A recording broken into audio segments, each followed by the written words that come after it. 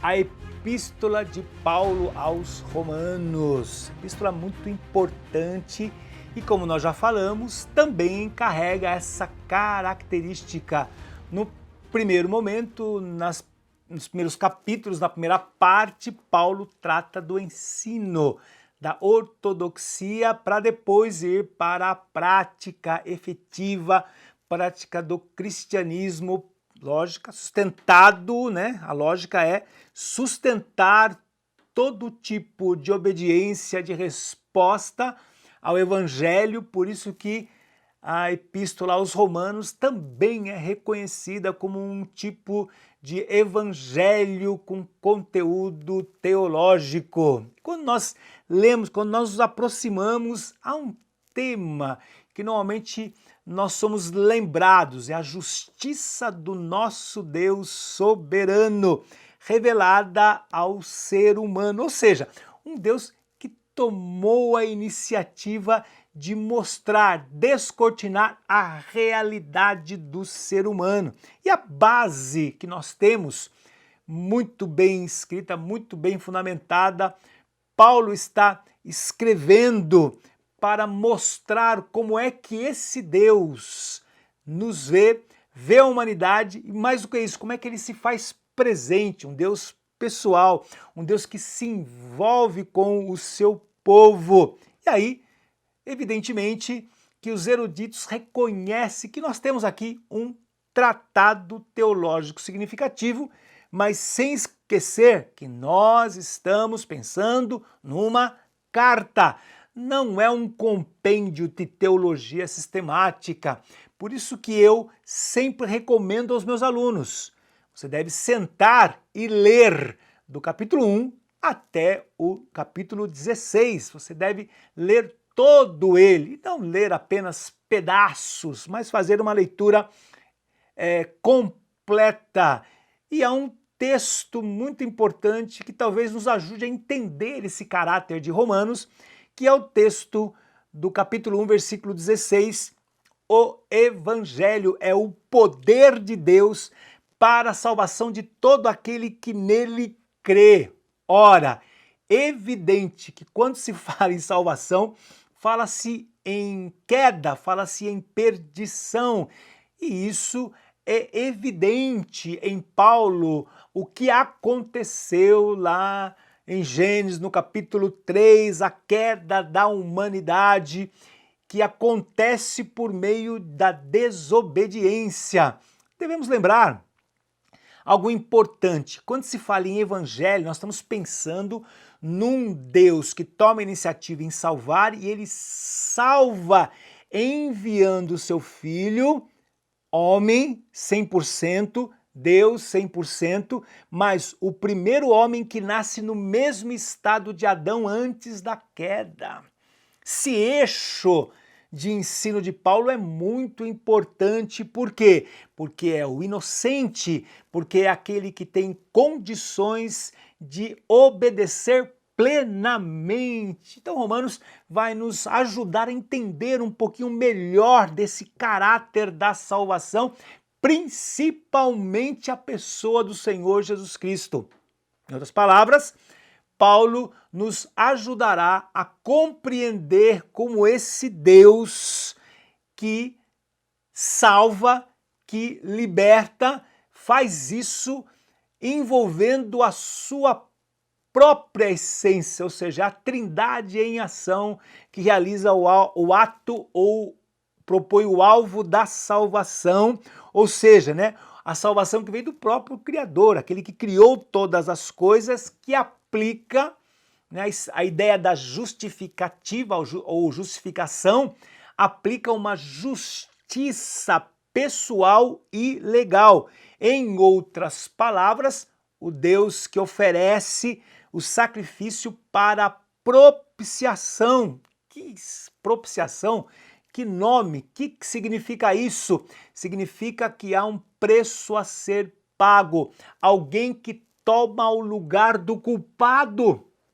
Um inocente que toma o lugar do culpado. A gente costuma dizer em teologia, né, que é a tal da morte vicária, né? Vicária, que nome esquisito é esse? Não, deixa eu te explicar.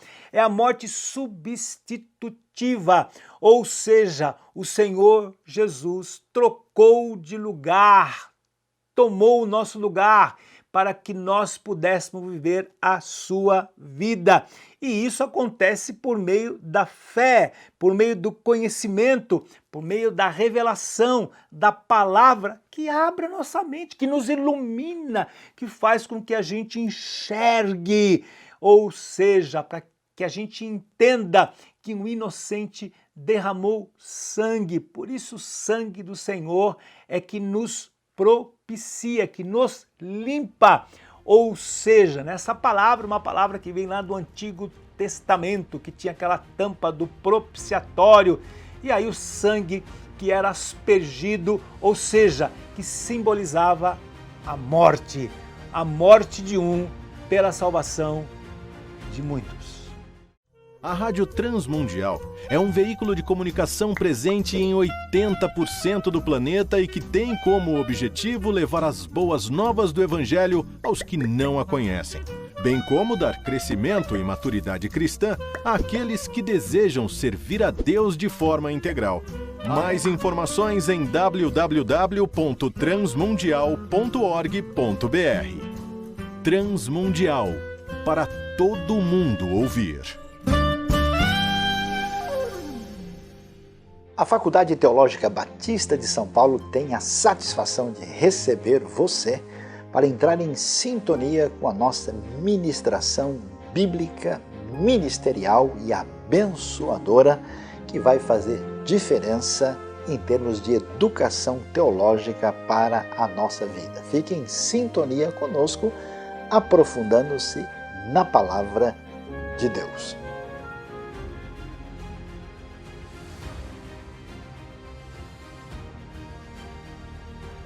A Epístola de Paulo aos Romanos. Alguns temas importantes que merecem destaque diante da complexidade, diante do volume, do conteúdo.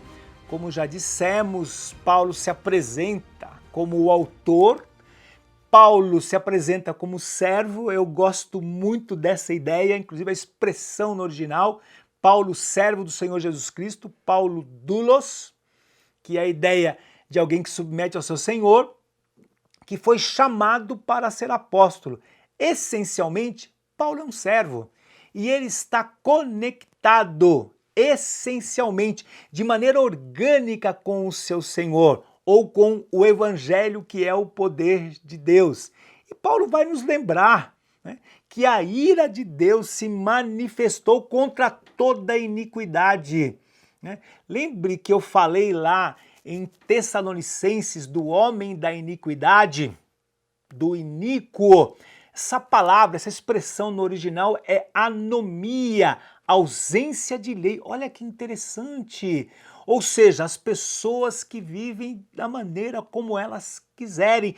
Por isso, Paulo dirá que todos pecaram e, portanto, todos estão destituídos da presença, da consciência de um Deus que é onipresente, mas que não está se manifestando no meio desse tipo de gente.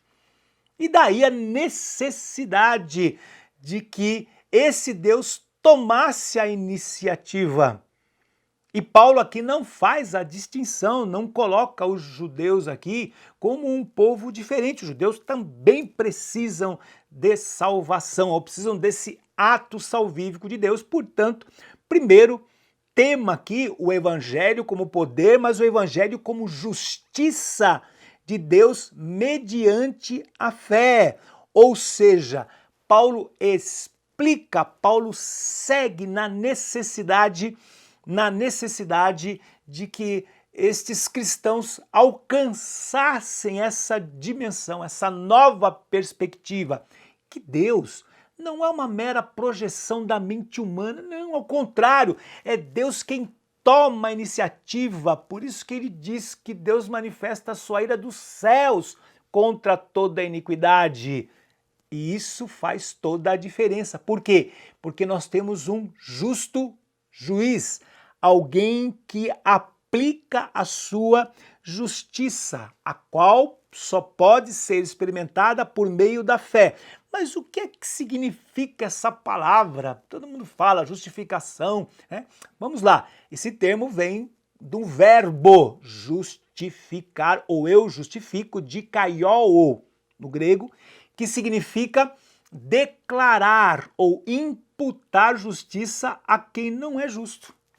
Olha que interessante. Por quê? Por causa da coerência do ensino de Paulo. Todos pecaram, todos estão destituídos da glória de Deus, e agora Deus declara este homem, esta mulher, declara justo, não sendo estas pessoas justas. É aí que se dá o início da vida cristã, é aí que acontece o novo nascimento. O que é interessante é que Paulo não para por aí, porque irá mostrar o evangelho como um poder de Deus que santifica, ou que leva a um progresso na vida cristã, que a gente hoje chama em teologia de santificação, que é o quê? A teologia em processo, que é a salvação em processo, que é o conhecimento de Deus, que é saber de Deus, que é ter a doutrina de Deus e colocar essa doutrina em prática. Por isso que nós temos que entender ou compartilhar com as pessoas que a teologia, o estudo, aquilo que nós fazemos aqui, tem que levar a uma obediência. Esta teologia obediente é a santificação, que é a reação ou a tomada de iniciativa, colocar em prática o que eu sei do Senhor e fazer isso por amor, fazer isso pela fé, fazer isso pela verdade, reagir, porque eu fui declarado justo, justificação, santificação, torna-te aquilo que você foi declarado. Ora, não foste declarado justo, agora procure viver, aplique os princípios do Evangelho, principalmente aqueles que nós falamos lá na aula dos Evangelhos, que são os princípios do reino, que muda o caráter. Aí sim nós teremos a verdadeira metanoia, que é a mudança de comportamento, a mudança de mente, a mudança do ser. Seremos parecidos com Cristo e o seu caráter será formado em cada um de nós.